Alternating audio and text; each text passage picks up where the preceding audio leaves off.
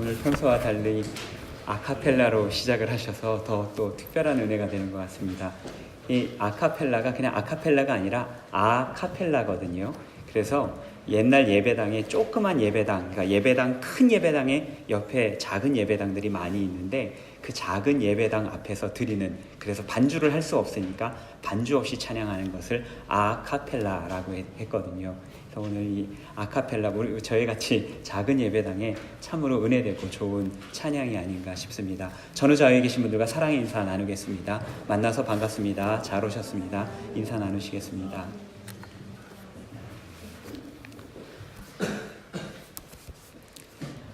목사님이라고 하면 누구나 떠오르는 이미지가 있을 것입니다. 물론 사람마다 각각 그 생각하고 떠올리는 이미지는 다 다르겠죠. 지금까지 경험이나 신앙생활에서 느껴왔었던 것, 그런 것들을 통해서 목사님은 이래야 된다, 목사님은 이런 모습이 돼야 되겠지, 목소리는 어떻고 설교는 어떻게 하고 또 외모는 어떻고 또 나이는 어느 정도 돼야 되고, 이러한 각자의 그 고정관념이라든가 클리셰가 있으실 것입니다.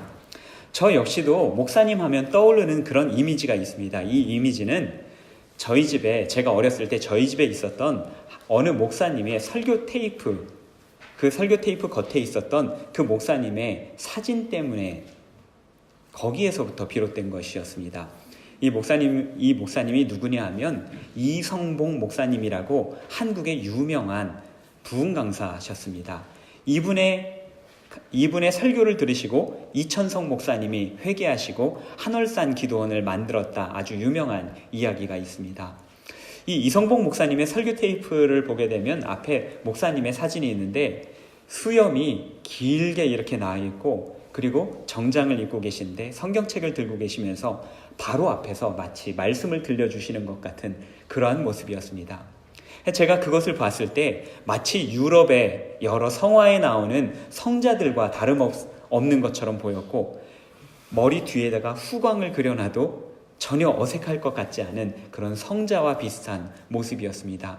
그래서 저는 언제나 목사님들을 볼 때 이런 모습이 진짜 목사님의 모습인데 하고, 이런 모습이 안 되는 분들에 대해서는 조금씩 아쉬운 마음을 갖거나 안타까운 마음을 갖거나 그러곤 하였습니다. 이런 것은 사실 비단 저뿐만이 아닐 것입니다. 그리고 또한 저 또한 제가 봤었던 제 머릿속에 상상하고 있는 그 목사님의 모습과는 너무나도 다르지 않습니까? 저는 수염이 나지 않는 체질이라서 몇 가닥밖에 나지 않기 때문에 수염 길러라 하면 저는 시험 들 수밖에 없습니다. 그 그리스 정교회를 가시게 되면 그리스 정교회 사제들은 모두 다 수염을 기르고 있죠. 그 사람들 의무입니다. 정교회 사제들은 수염을 의무적으로 길러야 되거든요. 제가 그런 면을 봤을 때 제가 정교회 사제가 되지 않은 걸 너무나도 감사하게 여기고 있습니다. 그런데 이게 저뿐만이 아니라 다른 사람들에게서 있는 그런 어떤 클리셰들을 제가 본 일이 있는데, 이태 전에 제 아내가 목사님으로 안수를 받았죠. 저희 아이들도, 저희 가족들도 모두가 같이 그 안수식에 참여하기 위해서 한국에 갔었습니다. 함께 축하받았고 아이들도 모두 함께 기념 촬영을 했습니다.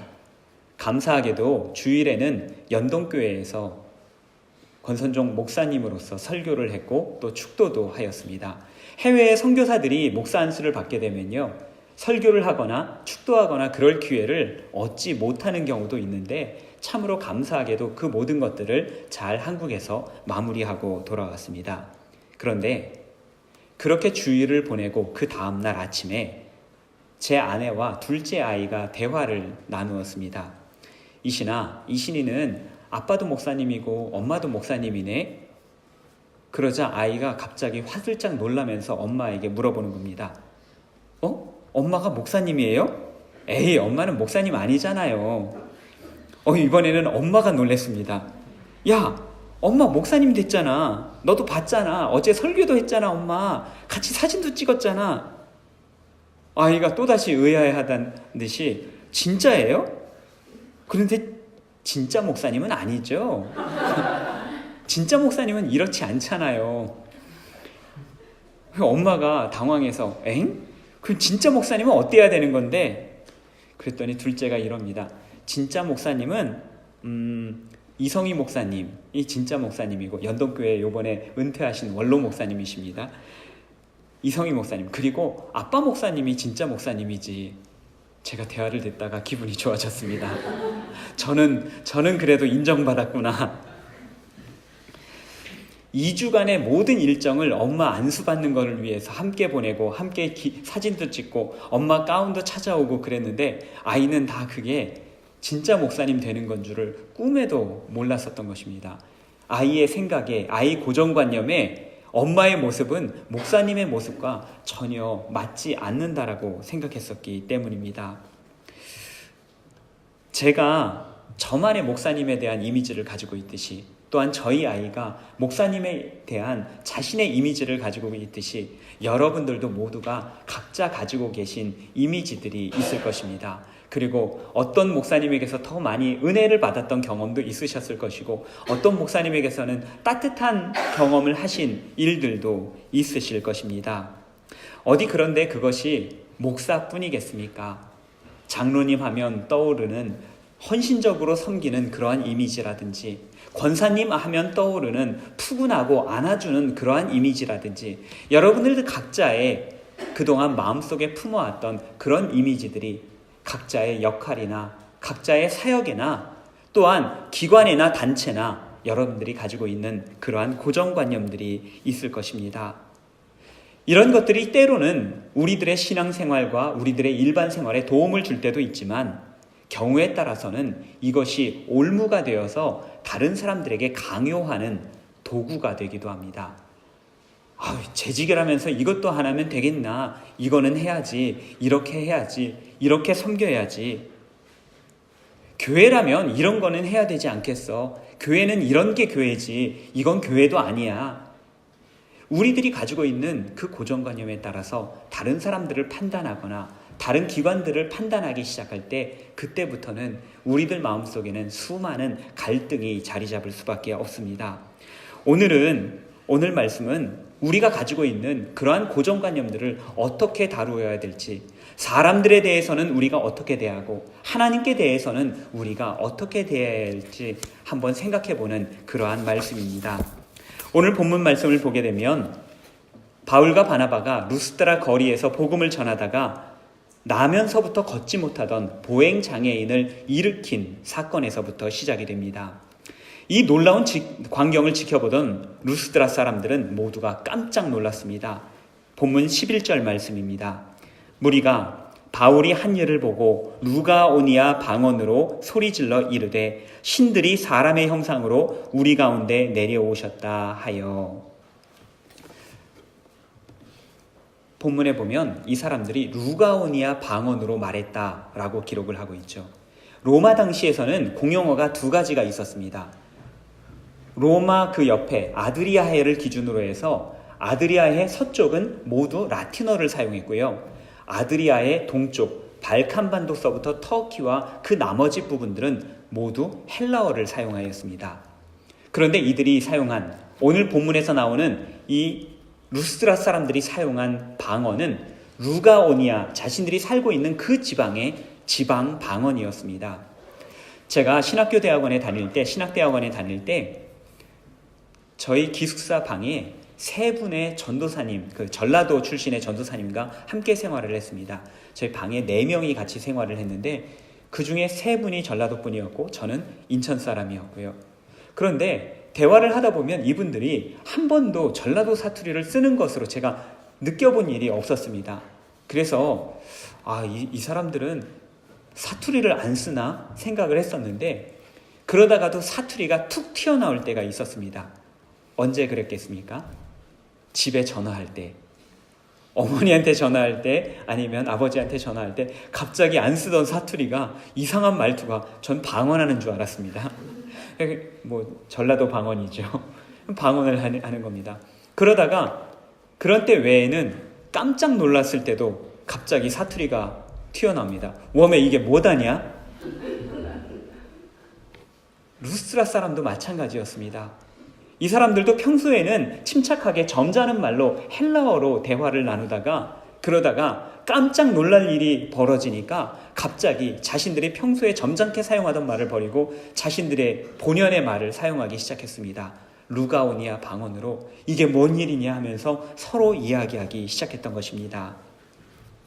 고대인들은 눈에 보이지 않는 자연의 큰 힘을 보면서 그것들을 움직이는 힘이 그 뒤에 작용하고 있다라고 믿었습니다. 그것이 신이라고 믿었고 그 신을 그냥 신이라고 표현하기가 어려우니까 인간의 형상을 입혀서 그들에게 이름까지 지어줬습니다. 참으로 희한하죠. 신이라고 하면 우리를 만들거나 우리에게 이름을 주어야 되는데 오히려 이 그리스의 신들은, 로마의 신들은 사람들이 그 형상을 그려냈고 사람들이 그 이름을 지어주었습니다. 그래서 태양에게는 태양의 신 아폴론이라는 이름을 주었고요. 달에게는 달의 여신이라는 아르테미스라고 하는 이름을 주었습니다. 바울은 나면서부터 걷지 못했던 보행장애인을 하나님의 능력으로 일으켜 세웠습니다. 그러자 루스드라 사람들은 지금까지 자신들이 경험해 보지 못한 일들이 일어나자 이것이 신들의 일이라고 생각을 했습니다. 그리고 자신들이 섬기던 제우스와 헤르메스가 이 땅에 내려온 것이다 라고 생각하고 믿기 시작했습니다. 헤르메스는요, 제우스의 아들로서 해석과 능변과 행운의 신으로 알려져 있습니다. 제우스의 말을 받아서 인간들에게 전해주는 역할을 하다 보니까 빨리 움직여야 했고, 그래서 발에 신는 신발에는 날개가 달려 있었습니다. 그래서 날개 달린 신발, 이 헤르메스의 대표적인 아이콘이었습니다. 또 그가 들고 있었던 지팡이가 있는데 커다란 지팡이에는 뱀 2마리가 감아서 올라가고 있고요. 그 꼭대기에는 2개의 날개가 붙어 있습니다. 이런 모양을 아마도 많이 보셨을 것입니다. 한국의사협회, 독일의사협회 혹은 의술을 상징하는 어느 기구나 대부분 이 헤르메스의 지팡이를 자신들의 심볼로 사용하는 것을 볼 수가 있습니다. 헤르메스가 의술과 평화의 상징이기 때문입니다. 아마도 저희가 그런 이야기하죠. 달변은 은이고 침묵은 금이다. 바나바는 뒤에서 그냥 무게만 잡고 있었고 앞에서 병을 고치고 또 말을 하는 거는 다 바울의 역할이었는데 바울이 그렇게 수고했는데 사람들이 보더니만 앞에서 말 잘하고 병을 고쳤던 바울은 제우스의 종인 헤르메스고 뒤에서 무게만 잡고 아무것도 안 했던 죄송합니다. 바나바를 보더니만 저 사람이 진짜 위대한 신이구나. 저 사람이 아무것도 안 하니까 다 힘을 주는 존재로구나 생각하면서 바나바를 제우스로 섬기기 시작하였습니다. 더 나아가 이들은 살아있는 2신을 만났다라고 해서 갑자기 제사를 지내려고 준비를 하였습니다. 13절 말씀입니다.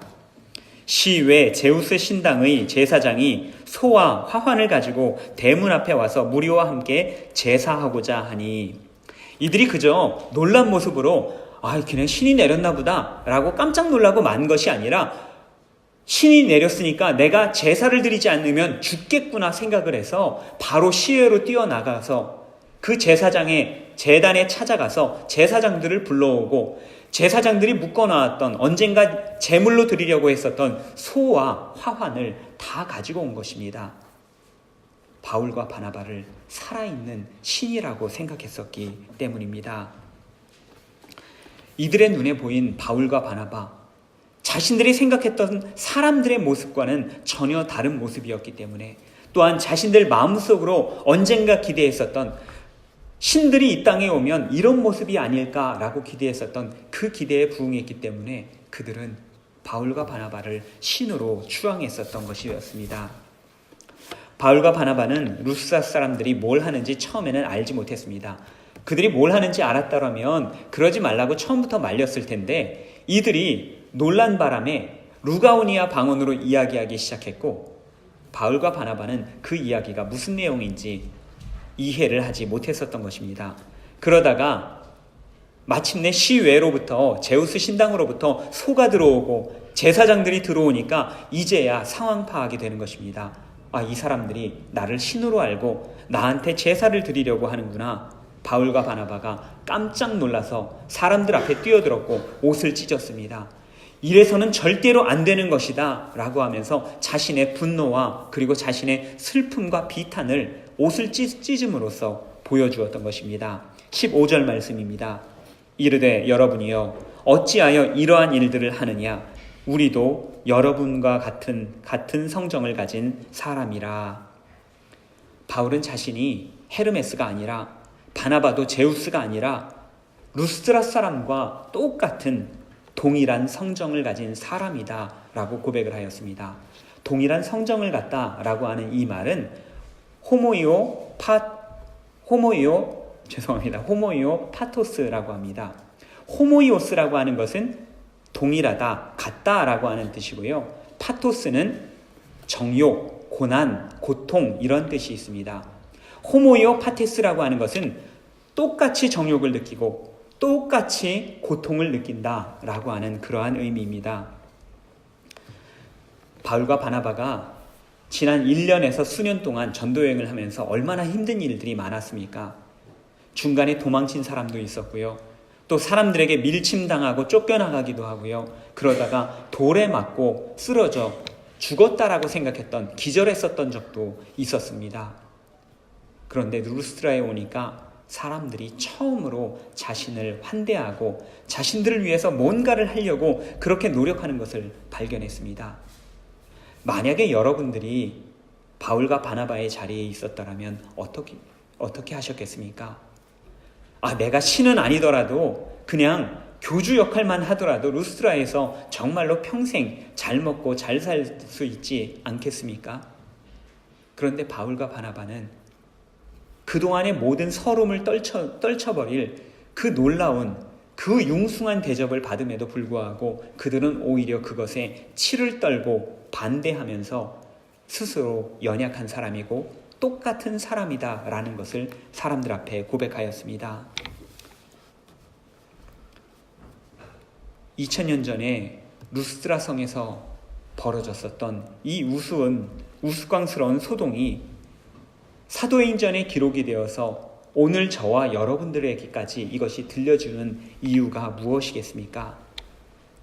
모든 사람들이 그 어떤 대단해 보이는 사람이라 할지라도 모든 사람들은 하나님 앞에 평등하다라고 하는 것을 보여주기 위함입니다.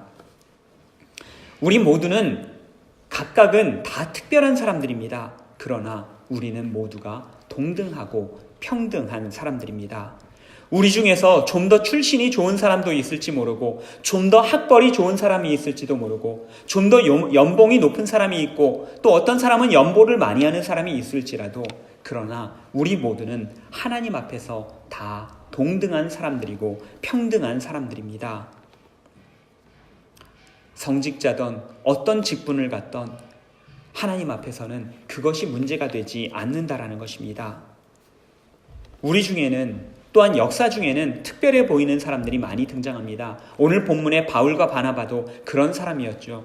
그들이 나타나서 말씀을 전하고 또한 놀라운 이적을 일으켰을 때 이 사람들은 뭔가 다른 사람들이구나. 이 사람들은 진짜 사도구나. 누구라도 생각했을지 모릅니다. 성경의 그 대표적인 사람이 엘리야라고 하는 사람입니다. 구약에 많은 선지자들이 있지만 그 중에서도 선지자의 대표라고 하면 엘리야를 꼽습니다. 그래서인지 신약에서도 종종 인용되는 것을 볼 수가 있죠. 그런데 야고보서 5장에 보게 되면 이 엘리야에 대해서 이렇게 기록하고 있는 것을 볼 수 있습니다. 엘리야는 우리와 성정이 같은 사람이로되 그가 한번 기도하면 3년 반 동안 비가 오지 않았었는데 갑자기 폭우가 내리기도 했습니다. 그가 기도하면 죽었던 사람이 일어나기도 했습니다. 그러나 성경은 우리에게 말해주기를 그 역시도 우리와 성정이 같은 사람이다. 여기에서도 똑같이 호모이오 파토스, 오늘 본문에서 나오는 말과 동일한 말이 사용이 되었습니다. 우리 모두는 동일한 사람들이고 우리 모두는 동일하게 연약한 사람들이다. 성경은 우리에게 말해주고 있습니다. 우리는 모두가 동등하고 평등한 사람들입니다. 그런데 우리가 이것을 인식하지 못한다면 누구는 좀 더 특별해 보이고 누구는 좀 더 나아 보이고 그리고 누구는 이래야만 할 것 같고 누구는 저래야만 할 것 같고 이러한 고정관념을 갖거나 편견을 갖기 시작하면 그때부터 우리는 잘못된 관계를 맺기 시작합니다. 사람들에 대해서 우리가 특별히 두 가지 잘못된 관계를 맺게 되는데 첫 번째로 자기 자신에 대해서 스스로 내가 좀 대단한 사람이지 라고 생각할 때 나는 그래도 조금 신앙적으로나 아니면 인격적으로나 아니면 세상적으로 볼 때 학벌이나 배경이나 나는 좀 괜찮은 사람이지 라고 생각할 때 우리는 잘못된 관계를 맺게 된다는 것입니다.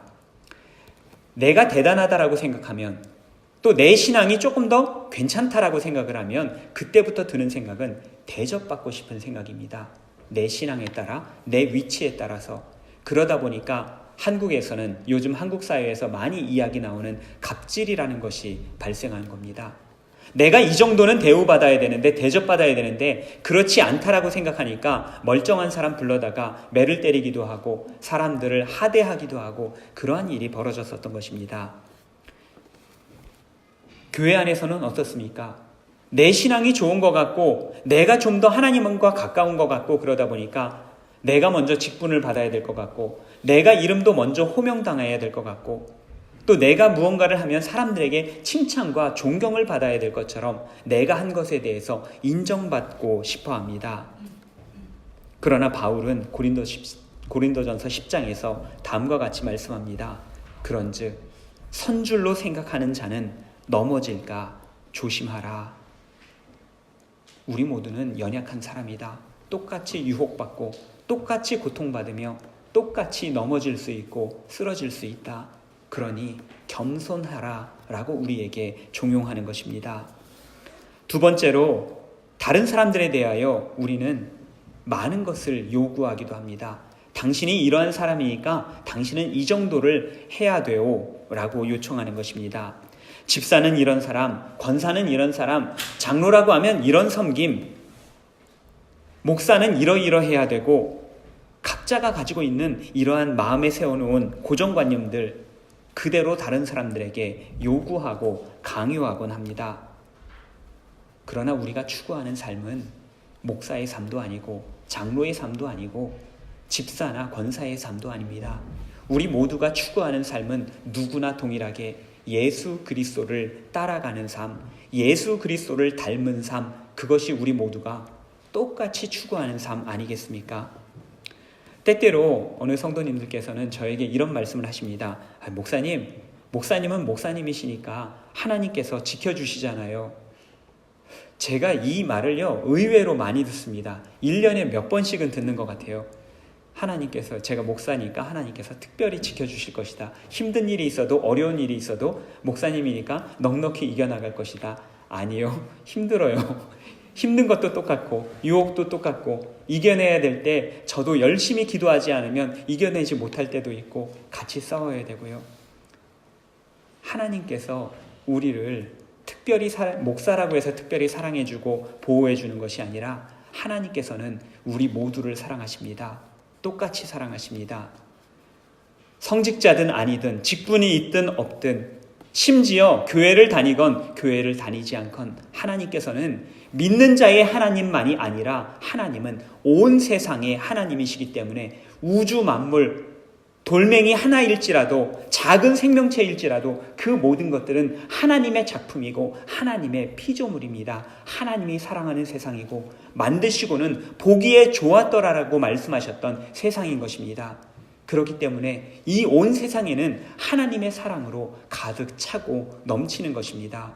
물론 오늘 우리처럼 이렇게 하나님을 믿고 하나님께 예배하는 자들에게 주시는 특별한 은혜가 있습니다. 신자들이 하나님의 뜻을 좀 더 온전하게 실천하고자 할 때 하나님께서는 우리에게 힘을 주시고 용기와 위로를 주십니다. 우리가 지금까지 계속해서 우리가 연약한 사람이라는 것을 나누고 있습니다. 우리가 똑같이 연약한 사람이라고 하는 것은 우리로 하여금 서로서로 품어주어야 한다.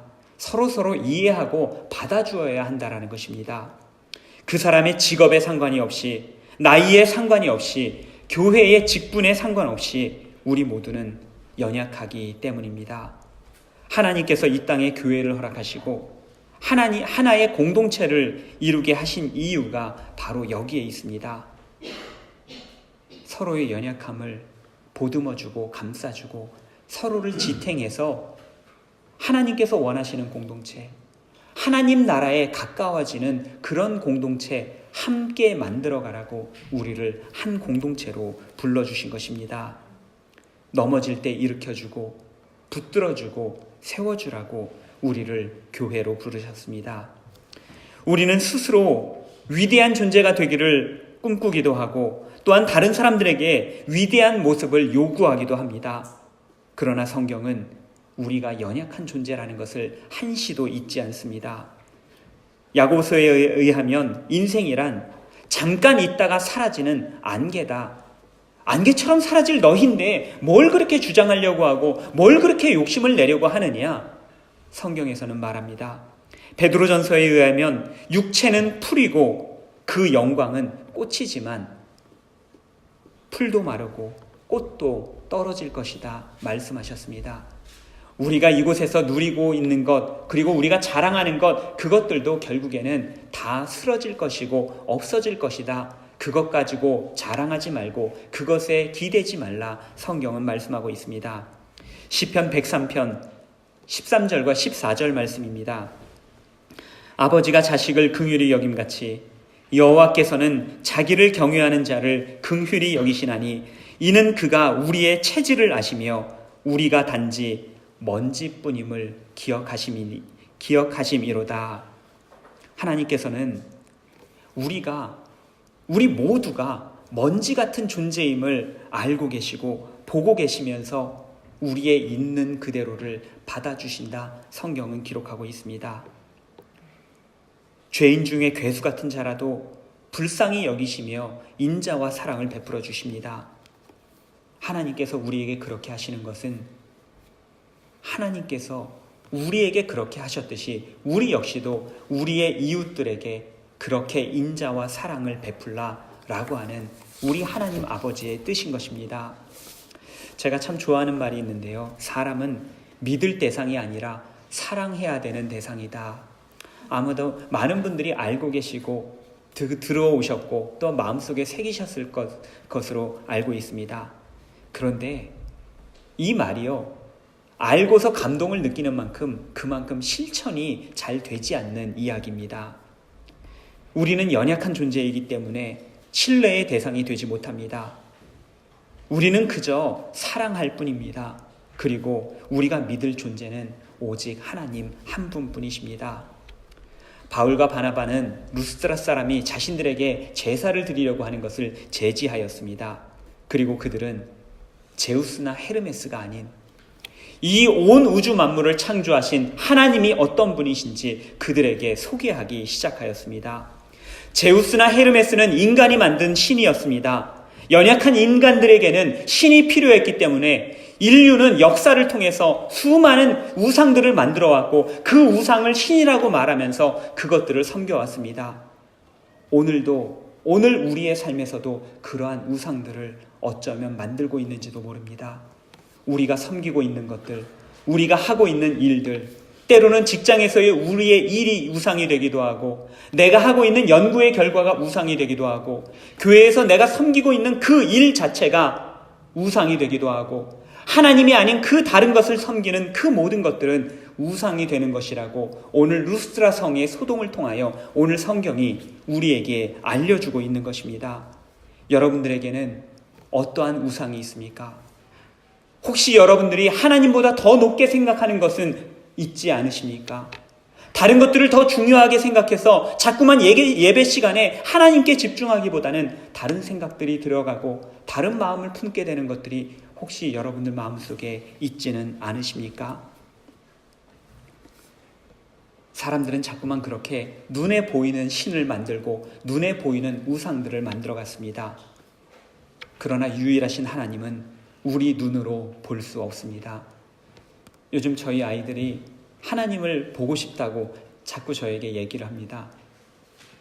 하나님 보고 싶다고 예수님 보여달라고 하면 여러분들은 어떻게 말씀하시겠습니까? 저는 이렇게 이야기를 합니다. 보이는 신은 하나님이 될 수가 없다고. 보이는 신이라고 한다면 육체에 제한될 수밖에 없는데 육체로 있는 신이 어떻게 무에서부터 이 온 우주 만물을 창조할 수 있으며 육체에 제한된 이 짧은 팔로 70억이 넘는 사람들을 어떻게 보호하고 품어줄 수 있겠는가? 그래서 하나님은 육체에 제한될 수가 없고 하나님은 영으로서 시간과 공간을 초월해서 우리와 함께 하시며 우리를 보듬어 주시고 우리를 품어 주신다. 저는 이렇게 설명을 하였습니다. 그분이 바로 우리가 믿는 하나님이십니다. 우리의 믿음은 보이는 세상에서 보이지 않는 하나님을 믿는 믿음이기 때문입니다. 성경은 그 첫 문장을 이렇게 선포하였습니다. 태초에 하나님이 천지를 창조하시니라. 하나님께 대한 신앙은 바로 여기에서부터 시작됩니다. 하나님께서 나를 창조하셨구나. 내가 나를 잘한다고 생각을 했는데 하나님께서 나를 만드셨으니 하나님께서는 나보다 나를 더 잘하시겠구나. 나보다 나를 더 잘하시는 분, 나보다 나를 위해서 더 좋은 계획을 하시는 분, 나보다 내 생각을 더 많이 하시는 그분을 믿고 의지함으로 내가 살아가야겠구나 다짐하는 것이 바로 우리의 믿음이고 우리의 신앙입니다. 오늘 말씀을 다시 한번 돌이켜보겠습니다. 사람 보지 말라고, 사람의 눈에 보이는 것에 현혹되지 말고 그것대로 믿고 따라가지 말라고, 우상 만들지 말라고, 오직 하나님만 바라보고 믿고 따라가는 신앙되라고 오늘 우리에게 이 말씀을 전해주었습니다. 오늘 우리가 이 시간에 이렇게 나와 있는 것이 무슨 이유입니까? 이 자리에서 차분히 앉아서 목사가 30분 가까이 설교하는 설교를 가만히 듣는 이유는 목사의 설교를 듣기 위해서가 아닙니다. 그랬더라면 여러분들이 이 자리에 나오시지도 않았을 것입니다. 우리가 이 자리에 있는 것은 찬양대의 찬양이 좋아서도 아니고 목사의 설교가 좋아서도 아니고 아니면 함께 모이는 것이 좋아서도 아니고 우리가 이 자리에 모인 유일한 이유는 우리 하나님께 예배드리기 위함입니다.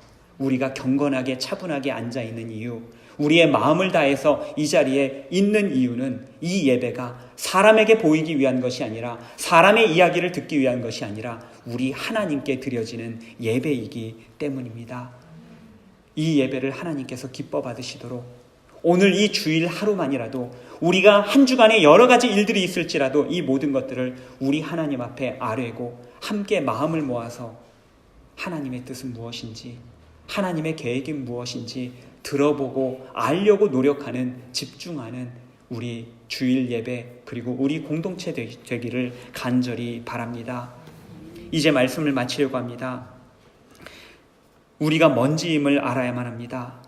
그리고 무엇이 되었다라고 생각하지 말고 다른 사람들에게 무엇이 되라고 강요하지 말고 서로를 품어주고 이해하면서 사랑하는 우리 공동체 만들어 가십시다. 그리고 그 무엇보다도 우리를 지으신 분, 우리 하나님, 보이지 않는 곳에서 언제나 우리와 함께 하시는 우리 하나님을 믿으며 이 믿음을 주님 앞에 날마다 고백하는 저와 여러분 되시기를 간절히 바랍니다. 기도하겠습니다. 우리 모두는 똑같은 성정을 가진 연약한 사람들입니다. 때때로 우리 인생에서 힘든 일이 있을 때, 어려운 일들이 있을 때 우리는 연약하여서 눈에 보이는 사람을 의지하고 눈에 보이는 어떤 것들을 의지하여 그것들을 때때로 우상화하기도 하고 그것들에 의지하기도 합니다. 그러나 하나님, 오늘 이 시간 저희들 마음을 모아 살아계신 하나님만 의지하고 살아계신 하나님께만 예배하기를 다짐합니다. 저희의 모든 예배가 살아 숨쉬는 예배, 산제사로 드려지는 온전한 예배 되게 하여 주시옵소서. 온전한 예배자로 살아가는 저희들 되게 하여 주시옵소서. 우리 모두가 똑같이 정욕을 느끼고 똑같이 고통당하는 연약한 사람이라는 것을 저희들 알고 있습니다.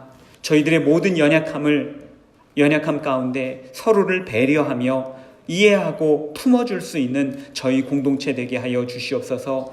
그래서 우리 가운데 넘어지는 일이 있고 쓰러지는 일이 있더라도 언제나 그 가운데서 우리 하나님만 바라고 서로를 품어주는 사랑으로 늘 든든히 서가는 저희 공동체 되게 하여 주시옵소서. 예수님 이름으로 간절히 기도드립니다. 아멘.